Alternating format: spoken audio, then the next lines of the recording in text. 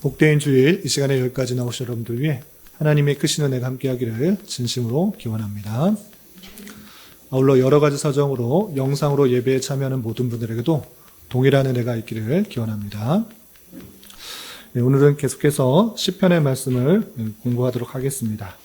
옛 성도의 다양한 종교적 체험 또 신앙의 고백들을 통하여서 예배의 찬양과 찬양의 전형이 되고 있는 시편의 말씀을 통해서 우리가 참 교훈을 받고 또 바른 찬양으로 하나님께 영광을 돌려드려야 될 것입니다. 뿐만 아니라 바른 찬양으로만 입술의 찬양으로만 그치는 것이 아니라 실제 그러한 삶의 모습으로 잘 드러날 수 있는 그런 하나님의 백성이 되어야 될 것입니다. 오늘 시편 104편의 말씀을 통해서 교훈과 또 도전을 받도록 하겠습니다. 먼저 시편 104편의 전체적인 내용에 대해서 네 가지로 좀 요약을 해드리겠습니다. 첫 번째 보시면 시편 104편은 찬양시적 성격이 매우 강한 감사 예배 시로 있습니다. 전체적인 내용은 찬양으로 되어 있는데 그 찬양으로 그치는 것이 아니라 하나님 앞에 감사하며 예배할 때 이 찬양이 쓰여졌다라는 내용입니다. 또 전체적인 내용들은 하나님께서 어떻게 창조하셨는지 또 세계를 어떻게 보존하고 섭리하시는지 하나님의 주권적인 능력과 은혜를 고백하고 있는 것입니다. 그리고 세 번째 특징은 이 내용을 쭉 보시면 찬양의 순서가 하나님께서 천지를 창조하셨을 때 그 순서와 대단히 유사하게 찬양하는 것을 볼 수 있습니다. 그래서 첫째 날, 둘째 날, 셋째 날, 넷째 날 이런 식으로 만들었던 것을 그 찬양의 순서대로 하나님의 놀라우신 섭리들을 찬양하고 있는 것입니다. 하나님께서 창조하셨던 그 사실을 묘사하다기보다는 그 순서대로 하나님의 그 놀라운 섭리들을 찬양하고 있다 생각하시면 되고요. 그리고 마지막으로 한 가지 더 생각해 볼 것은 이 시편의 표제가 정확하게 나와 있지 않습니다. 그리고 내용을 읽었을 때 누가 기록했는지 잘 알 수는 없습니다. 그러나 칼빈이나 매튜 헨리나 여러 신학자들이 이것은 다윗의 시다라고 이렇게 말을 합니다. 아니 성경에는 분명히 아무런 증거가 없는데 어떻게 그렇게 말할 수 있습니까? 라고 할 때 바로 앞에 나오는 시편 103편의 표제가 다윗의 시로 이렇게 기록되어서 전해 내려오는데 이 다윗의 시로 알려지는 103편과 그 형식이 대단히 유사한 것입니다. 어떻게 되어 있는가 보시면 103편을 보시기 바랍니다. 103편 보시면 1절에 내 영혼아 여호와를 송축하라 이렇게 시작하고 맨 끝날 때 내 영혼아 여호와를 송축하라 이렇게 내 영혼아 여호와를 송축하라와 하라는 그 말로 처음과 끝을 맺히면서 하나님이 어떤 분이시기 때문에 내 영혼아 하나님을 송축하라 이렇게 외치고 있는데 똑같은 형식의 내용이 104편에 있는 것입니다. 그래서 이건 시편 기자가 다윗이라고 알려져 있는 103편의 형식을 똑같이 들어섰기 때문에 이것은 다윗이 기록할 가능성이 많다. 그리고 그렇게 주장을 하는 것입니다.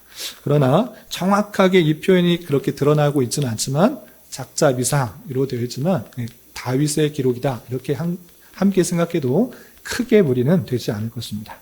그렇다면 내용을 살펴보면서 교훈받도록 하겠습니다. 내용이 1절부터 35절까지 길게 되어 있는데 이해를 돕기 위해서 세 부분으로 끊어서 생각해 보도록 하겠습니다.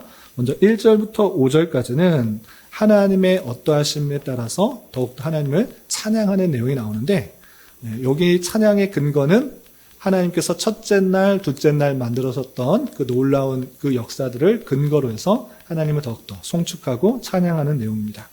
그리고 6절부터 30절까지는 하나님께서 그 나머지 날 만드셨던 그 순서에 따라서 하나님께서 이런 것들을 만드셨고 가만히 계신 것이 아니라 그것들을 계속적으로 섭리하시고 다스리신다라는 그런 고백을 하는 내용으로 나와 있습니다. 그리고 마지막 31절부터 35절까지는 그 모든 하나님의 창조 사역과 섭리 사역을 아는 자로서 하나님께 더욱더 찬송을 하겠다라고 고백하면서 이 씬에 맞춰지게 되는 것입니다. 이런 큰 구조를 염두에 두시고 내용을 좀 살펴보도록 하겠습니다. 먼저 1절을 보시면 시편 기자 다윗이라고 생각할 수 있는데 다윗이 이렇게 하나님을 찬양하는 것을 볼 수 있습니다. 우리 1절 말씀 같이 한번 읽어보겠습니다. 시작. 내 영혼아 여호와를 송축하라. 여호와 나의 하나님이여 주는 심히 위대하시며 존귀와 권위로 옷 입으셨나이다. 내 영혼아 여호와를 송축하라 이렇게 시작하고 있는데 103편과 마찬가지로 처음과 끝이 내 영혼아 하나님을 찬양하라 송축하라 이렇게 찬양으로 시작하고 있습니다. 왜 자신의 그 영혼 그 모든 전체가 하나님을 송축해야 되는가? 그렇게 모든 백성들이 이 찬양을 읽으면서 하나님의 찬양 가운데 나아가도록 해야 되는가? 라고 할 때 하나님이 이런 하나님이시기 때문에 여호와를 송축하라라는 것입니다. 그럼 무엇이냐? 주는 심히 위대하시며 존귀와 권위로 옷 입으셨다. 하나님만이 참으로 존귀하시고 위대하시고 위엄이 있으시다라고 선포하는 것입니다. 그렇다면 이 시편 기자는 무엇 때문에 이렇게 고백할 수 있는가? 그것을 천지 창조하셨을 때 그 순서처럼 맨 처음에 빛이 있고 또 궁창과 땅을 만드신 그 하나님의 그 놀라우신 창조의 모습들을 생각하면서 이렇게 묘사를 하고 있는 것입니다. 우리 2절부터 5절까지 쭉 읽어보도록 하겠습니다. 시작. 주께서 옷을 입음같이 빛을 입으시며 하늘을 휘장같이 치시며 물에 자기 누각을 들보를 얹으시며 구름으로 자기 수레를 삼으시고 바람 날개로 다니시며 바람을 자기 사신으로 삼으시고 불꽃으로 자기 사역자를 삼으시며 땅에 기초를 놓으사 영원히 흔들리지 아니하게 하셨나이다. 주께서 옷을 입음같이 빛을 입으셨다. 하나님께서 첫째 날 창조한 게 무엇이죠? 빛이 있으라 할 때 빛이 있었던 것입니다. 그 빛이 있는 것을 마치 주님께서 옷을 입은 것처럼 그 아무것도 없는 상태에서 빛을 있게 하심으로 모든 것이 드러나고 분명히 알아갈 수 있도록 그렇게 하셨다는 것을 사람이 옷을 입은 것처럼 그렇게 표현하고 있는 것입니다. 또 하늘을 휘장같이 치셨다라고 하면서 궁창을 만드셨을 때 그 궁창, 배경이 되는 것을 휘장같이 아름답게 치셨다라는 것들을 또 물 위에 누각에 들보를 얹어서 물 위에서도 하나님께서 이 물을 통치하시고 다스리신다라는 것들을 아름답게 묘사하고 있는 것을 볼 수 있습니다. 또한 구름, 바람, 불꽃 이 모든 것도 하나님의 통치와 또 창조 사역 가운데 있어서 그렇게 하나님께서 창조하시고 그것들을 주권 가운데 다스리신다 이렇게 고백하고 있는 것을 볼 수 있습니다. 계속해서 6절부터 30절까지는 하나님께서 또 땅 위에 식물도 지으시고 또 해달별도 지으시고 또 동물도 만드셨다라는 사실들을 계속해서 고백하고 있는 것을 볼 수 있습니다. 먼저 6절부터 9절까지 땅과 바다를 나누시고 또 경계를 정하셨다라는 그 내용을 이렇게 표현하고 있습니다. 6절부터 9절 계속해서 읽어보겠습니다. 시작. 옷으로 덮음같이 주께서 땅을 깊은 바다로 덮으심에 물이 산들 위로 주께서 꾸짖으시니 물은 도망하며 주의 우레소리로 말미암아 빨리 가며 주께서 그들을 위하여 주신 곳으로 흘러갔고 산은 오르고 골짜기는 내려갔나이다. 주께서 물의 경계를 정하여 넘치지 못하게 하시며 다시 돌아와 땅을 덮지 못하게 하셨나이다. 땅과 바다를 만드시고 또 산과 경계 또 골짜기를 만드신 그 모든 것들이 그냥 우연히 있다라고 생각하는 것이 아니라 주께서라고 하면서 하나님의 주권 가운데 그 모든 것들이 이루어지고 있다라는 것들을 고백하고 있는 것입니다. 하나님을 알지 못하는 사람은 수만 광년 아주 오랜 시간 동안에 어쩌다 보니까 이렇게 되었다라고 말하지만 성경은 분명히 하나님께서 그 모든 것들을 창조하셨고 그 모든 것들을 다 주관하신다 이렇게 고백하고 있는 것입니다. 뿐만 아니라 또 들짐승, 새들, 식물, 사람을 만족하게 하신다는 내용들이 계속 쭉 이어지는데 먼저 10절부터 12절까지 같이 한번 읽어보겠습니다. 시작. 여호와께서 샘을 골짜기에서 솟아나게 하시고 산 사이에 흐르게 하사 각종 들짐승에게 마시게 하시니 들나귀도 해가라며 공중의 새들도 그 가에 깃들이며 나뭇가지 사이에서 지저귀는도다. 샘의 골짜기에서 솟아남으로 그 샘을 통하여서 들짐승도 마시게 되고 또 새들 그 들짐승을 마시게 하여서 해갈하게 되고 그리고 새들도 그 물에서 나온 그 식물들 사이에 살면서 지저귀면서 살아가게 된다라고 표현하고 있는 것입니다. 이렇게 샘이 솟아나는 것, 식물이 자라서 또 새들도 날아들고 또 들짐승도 먹고 살 수 있는 것, 그 모든 것들이 우연히 있다라고 하는 것이 아니라 여호와께서 하게 하신 것이다. 하나님께서 그렇게 주장하고 계시다라고 고백하고 있습니다. 또한 13절부터 15절까지는 그 모든 것들이 또 사람에게 또 만족하게 하신다라는 것들을 이렇게 고백하고 있습니다. 13절부터 15절까지 계속 읽어보겠습니다. 시작. 그가 그의 누각에서부터 산에 물을 부어주시니 주께서 하시는 일의 결실이 땅을 만족시켜 주신다. 그가 가축을 위한 풀과 사람을 위한 채소를 자라게 하시며 땅에서 먹을 것이 나게 하셔서 사람의 마음을 기쁘게 하는 포도주와 사람의 얼굴을 윤탁하게 하는 기름과 사람의 마음을 힘있게 하는 양식을 주셨도다. 모든 것의 근원에 물이 있을 텐데 그 산에서 물을 부어줘서 하나님께서 그렇게 해주셔서 땅에 결실을 맺게 한다라고 표현하고 있습니다. 땅에서 풀이 나는 것, 그것도 하나님께서 물을 주셔서 나게 하시는 것이고 그 풀이 나서 또 가축을 먹이게 할 뿐만 아니라 또 사람을 위한 채소도 나게 하는 것이다. 또 그 물을 통하여서 포도가 맺히고 포도주가 나게 하고 또 채소들과 또 기름들이 나서 사람을 위해서 그 모든 양식과 기름과 포도주 이 모든 것들을 먹게 하신다. 이 모든 것들이 하나님께서 주관하셔서 이루어지는 것이다 라고 계속해서 고백하고 있는 것입니다. 또한 16절부터 18절에는 이런 표현도 있습니다. 들짐승까지도 하나님께서 먹이시고 입히신다라는 고백인데요. 16절부터 18절 계속해서 읽어보겠습니다. 시작. 여호와의 나무에는 물이 흡족하며 곧 그가 심으신 레바논 백향목들이로다. 새들이 그 속에 깃들이며 학은 잣나무로 집을 삼는도다. 높은 산들은 사냥을 위하며 바위는 너구리의 피난처로다. 여호와의 나무에는 물이 흡족하여서 또 물을 하나님께서 허락하셔서 그가 심으신 레바논 백향목들이 잘 자라나게 하고 그 자라난 나무에 의해서 또 새들이 깃들이고 또 높은 산들이 있는 것, 그것은 산양들이 잘 살게 하는 그런 터전이 된다.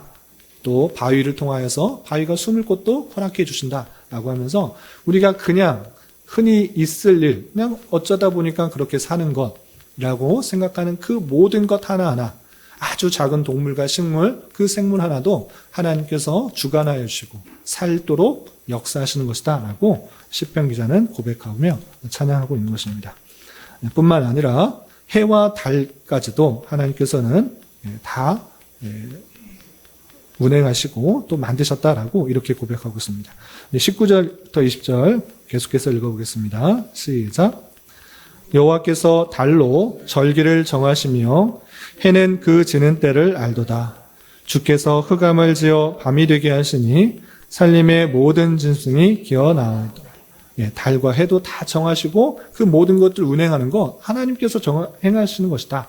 라고 하면서 해가 뜰 때 또 달이 뜰 때 그 모든 것들을 통해서 낮과 밤이 정해지고 또 절기가 정해져서 흑암에는 살림의 짐승이 나오고 또 낮에는 사람들이 활동할 수 있도록 모든 것을 주관하신다라고 고백하고 있는 것입니다.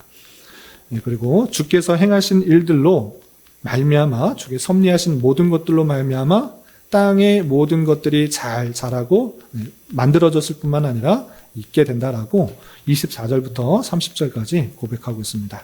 다 읽지는 않고 먼저 24절과 25절을 같이 한번 읽어보겠습니다. 시작. 여호와여 주께서 하신 일이 어찌 그리 많은지요. 주께서 지혜로 그들을 다 지으셨으니 주께서 지으신 것들을 땅에 가득하나이다. 거기에는 크고 넓은 바다가 있고 그 속에는 생물 곧 크고 작은 동물들이 무수하나이다. 하나님께서 이 땅의 모든 것들을 지으셨다라고 선포하면서 땅에 그 하나님의 창조물로 가득하다. 바다뿐만 아니라 또 동물들이 가득하다라고 이렇게 고백하고 있는 것입니다. 그리고 만드셔서 가득할 뿐만 아니라 하나님께서 그 모든 것들을 섭리하신다라고 또 28절부터 30절까지 이렇게 고백하고 있습니다. 우리 28절부터 30절 같이 한번 읽어보겠습니다. 시작. 주께서 주신즉 그들이 받으며 주께서 손을 펴신즉 그들이 좋은 것으로 만족하다가 주께서 낯을 숨기신즉 그들이 떨고 주께서 그들의 호흡을 거두신즉 그들이 죽어 먼지로 돌아가나이다. 주의 영을 보내어 그들을 창조하사 지면을 새롭게 하시나이다. 이 땅의 모든 동물이나 식물들이나 그것들이 그냥 우연히 어쩌다 보니까 먹고 마시고 또 죽고 이런 것이 아니라 하나님께서 주셔야지만 받을 수가 있고 하나님께서 손을 펴셔야지만 그들이 만족할 수가 있다. 하나님께서 은혜를 감추시면 그들이 떨 수밖에 없고 하나님께서 그들의 호흡도 거두셔서 또 죽음 생명을 취하실 수 있는 분이시다라고 말하면서 이 세상 모든 창조 세계가 하나님의 주권 가운데 다스려지고 있다라는 것들을 고백하고 있는 것입니다. 그러면서 이 모든 세계의 주관자이시며 또 섭리하시는 그 모든 것을 아는 자로서 이 시편 기자는 더욱더 하나님께 영광을 돌리고 찬양하며 또 모든 영혼들이 그렇게 나아가야 될 것을 독려하는 것으로 맞춰지고 있습니다. 그래서 31절 보면 여호와의 영광이 지금만 있는 것이 아니라 앞으로도 계속 있을 것을 이렇게 고백하고 있는 것을 볼 수 있습니다. 31절, 32절 계속해서 읽어보겠습니다. 시작. 여호와의 영광이 영원히 계속할지며 여호와는 자신께서 행하시는 일들로 말미암아 즐거워하시리로다. 그가 땅을 보신즉 땅이 진동하며 산들을 만지신즉 연기가 나는도다. 이러한 하나님의 놀라운 섭리, 주권, 그 모든 영광이 영원히 계속할 것이고 하나님께서는 그 모든 그 주관하시는 일을 자신의 선하신 뜻에 따라서 행하실 뿐만 아니라 그렇게 행하심으로 기뻐하고 즐거워하실 것이다 라고 표현하고 있는 것입니다. 그리고 이것들이 영원할 것들을 시편 기자는 확신 가운데 고백하고 있는 것입니다. 그 확신 가운데 고백을 아는 자로서 자신이 앞으로 이렇게 살겠다라고 서원하며 다짐하는 내용이 33절과 34절에 이렇게 이어지고 있습니다. 33절, 34절 같이 읽도록 하겠습니다. 시작. 내가 평생토록 여호와께 노래하며 내가 살아있는 동안 내 하나님을 찬양하리로다. 나의 기도를 기쁘게 여기시기를 바라나니 나는 여호와로 말미암아 즐거워하리로다. 시편 기자가 이 세상 모든 만물을 창조하시고 주관하시는 그 하나님이 영원히 그 뜻을 이루실 것을 알아서 내 평생에 나는 여호와를 노래하고 하나님을 찬양하는 자가 되겠다라고 다짐하는 것입니다. 그런데 이것은 다짐으로 끝나는 것이 아니라 이 다짐이 하나님 앞에 기도로 올려져서 서원으로 이루어지는 것을 볼 수 있습니다. 나는 다른 것을 찬양하는 것이 아니라 다른 것을 의지하는 것이 아니라 하나님만을 참으로 의지하고 찬양하고 또 노래하겠다라고 기도를 드리며 서원하고 또 내가 기뻐하는 것은 다른 어떤 것에 있는지 않고 여호와로 말미암아 하나님께서 행하신 일들로 말미암아 즐거워하고 기뻐하겠다라고 다짐하고 있는 것을 볼 수 있습니다. 그리고 이 시편의 마지막은 죄인과 악인들에 대한 심판을 확신하고 다시 한번 자신과 또 이 찬양을 함께 고백하는 모든 사람들에게 같이 하나님을 높이자고 말하면서 마치어지고 있습니다. 우리 마지막으로 35절 같이 한번 봉독하겠습니다. 시작. 죄인들을 땅에서 소멸하시며 악인들을 다시 잊지 못하게 하시리로다. 내 영혼아 여호와를 송축하라. 할렐루야. 하나님의 그 놀라운 섭리 가운데 있음에도 불구하고 여전히 이 땅에는 죄인들이 있고 악인들이 있는 것입니다. 그것을 함께 보는 자로서 죄인과 악인들이 있다고 해서 낭망하고 좌절하고 그런 것이 아니라 하나님께서 그 모든 것들을 섭리하고 통치하시기 때문에 그 죄인들, 악인들 반드시 소멸하고 반드시 심판할 것을 확신하고 있는 것입니다. 그래서 당장에 보이는 그런 불의와 악에 대해서 낭망하지 않고 좌절하지 않고 이 모든 창조 세계를 다스리시고 섭리하시는 그분을 더욱더 의지하며 하나님을 송축하는 일이 있고 또 이것이 할렐루야라고 하면서 함께 하나님을 높이자, 찬양하자라고 하면서 이 시는 맞춰지게 됩니다. 이렇게 하나님께서 창조하신 것과 또 다스리시는 그 모든 것들을 깨달은 시편 기자는 자신뿐만 아니라 또 이 찬양을 함께하는 모든 사람들 함께 주님을 높이자고 하면서 이 시편이 맞춰지는데, 이를 통해서 교훈받을 것을 세 가지로 정리하도록 하겠습니다. 여러분도 교환을 참조해 주시기 바랍니다. 창조주 하나님의 어미한 모습을 시편 기자는 어떻게 묘사하고 있는가 좀 살펴봤으면 좋겠습니다. 물론 전체적으로 하나님의 어미와 그 위대함과 존귀함을 드러내고 있지만 좀 앞부분에 좀 집중하여서 살펴보면 하나님께서는 마치 옷을 입은 같이 빛을 입으셨다라고 표현하고, 하늘을 휘장같이 치셨다, 또 물에 자기 누각에 들보를 얹으셨다, 구름으로 수레를 삼으시고 바람으로 날개로 다스시며 불꽃으로 자기 사역자를 삼으셨다, 이렇게 표현하고 있는 것을 볼 수 있습니다.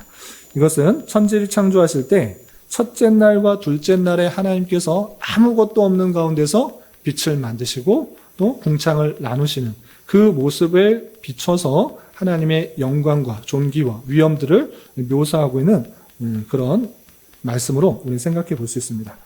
그런데 한 가지 생각해 볼 것은, 하나님께서 왜 가장 첫째 날에 빛을 만드셨을까? 태양과 달, 이것은 몇째 날 만드셨죠? 넷째 날 만드셨습니다. 근데 왜 빛을 맨 처음 만드셨을까? 아니, 궁창과 또 땅을 처음에 만드시고 넷째 날 해달별을 만들면서 빛을 만드시면 안 될까? 라고 한 번쯤은 생각해 봐야 될 것입니다. 그것에 대해서 빛이라는 개념을 우리는 성경을 통해서 잘 생각해 봐야 될 것입니다. 빛은 태양으로부터 나오고 또 전구로 다양한 곳을 통하여서 나오게 됩니다. 그런데 가장 중요한 빛의 역할이 무엇인가를 잘 생각해 봐야 됩니다. 빛에서 뜨거운 열이 날 수도 있지만 열이 나지 않는 빛도 있는 것입니다. 그 빛의 가장 중요한 것은 어둠을 밝히는 그런 의미가 있는 것입니다. 아무것도 없는 상태에서 볼 수 있도록 하는 것이 빛인 것입니다. 그 빛을 가장 먼저 하나님께서 창조하셨다는 것은, 내가 이 세상을 창조할 때 너희들이 무엇이 있는지에 대해서 깨닫게 하기 위한 방편으로 빛을 먼저 창조하셨다라고 우리는 생각해 볼 수가 있는 것입니다. 빛이 나중에 창조됐다 그러면 하나님께서 열심히 만드셨지만 빛이 있지 않으면 볼 수가 있는 것입니까? 없는 것입니까? 빛이 없으면 볼 수 없는 것뿐만 아니라 하나님께서 셋째 날 식물을 만드셨는데 그 식물이 자라날 수도 없는 것입니다. 이 빛이 우리에게 가장 먼저 주어서 그것을 알게 하여 주시는 놀라운 하나님의 섭리가 있다는 것들을 생각해 보는 것입니다. 이처럼 빛은 사물을 볼 수 있도록 하게 하는 아주 중요한 특징을 가지고 있는데, 하나님께서는 해와 달, 해와 별이 없을지라도 그것을 만드실 수 있는 그런 놀라운 능력이 있다는 것을 먼저 깨닫게 됩니다. 그런데 내가 이것을 창조하기 위해서 또 이 세상을 다스려가기 위해서 빛을 지었다라고만 표현하는 것이 아니라, 성경에서는 빛을 어떻게 또 밝히고 있는가라고 할 때 예수 그리스도께서 빛이다라고 분명히 밝히고 있는 것입니다. 요한복음 8장 12절에 이렇게 말씀하셨습니다. 예수께서 또 말씀하여 이르시되 나는 세상의 빛이니 나를 따르는 자는 어둠에 다니지 아니하고 생명의 빛을 얻으리라, 이렇게 표현하고 있는 것입니다. 주님께서 자신을 세상의 빛이라고 표현했을 때 그것은 어둠에 갇혀있는 모든 자들에게 참다운 빛을 비춰줘서 무엇이 참이고 무엇이 거짓인지, 그리고 어떤 길로 가야 생명의 길이고 어떤 길로 가면 죽음의 길인지를 분명히 세상 사람들에게 알려주기 위해서 자신을 빛이라고 표현하고 있는 것을 보게 됩니다. 이런 것에 따라서 우리는 이 세상에 살아가는데 그냥 태어났으니까 살아간다, 이런 식의 생각이 아니라 어디로 가야 참된 길이고 어디로 가는 것은 잘못된 길인지를 분명히 구별할 수 있어야 될 것입니다. 참된 인생의 길에 빛이 되어주셔서 우리를 올바른 길로 가게 하실 뿐만 아니라 생명의 길로 가게 하시는 예수님을 온전히 믿고 그분께서 하신 말씀, 주의 말씀이 내 길의 빛이니다라고 고백할 정도로 주님과 그의 말씀에 따라 우리가 살아가야 될 길, 또 행해야 될 그 모든 것을 깨달아 그 뜻대로 살아가게 힘써야 될 것입니다. 한치 앞도 알 수 없는 인생길에 참된 빛이 되어주시는 예수 그리스도를 온전히 믿고 주님만을 의지하며 살아갈 수 있는 저와 여러분이 되시기를 주님의 이름으로 부탁을 드립니다. 두 번째 생각해 보면 좋을 것은 하나님의 창조하심과 섭리에 대하여 시편 기자는 어떻게 묘사하고 있는가 잘 생각해 봤으면 좋겠습니다. 하나님께서는 물의 경계를 정하시고 또 샘과 물을 통하여 각종 들짐승과 새들과 식물을 자라게 하셔서 사람을 만족하게 하신다라고 고백하며 찬양하고 있는 것을 볼 수 있습니다. 뿐만 아니라 해와 달이 때와 절기를 만들게 되는데 이것도 하나님의 놀라운 조화다라는 것을 보게 됩니다. 그래서 해가 지게 되면 어둠이 임하게 되고 그러면 그런 들짐승들이 나와서 행동하게 된다. 그러나 해가 뜰 때는 사람이 활동할 수 있도록 그렇게 주장하신다. 이렇게 표현하고 있는 것을 볼 수 있습니다.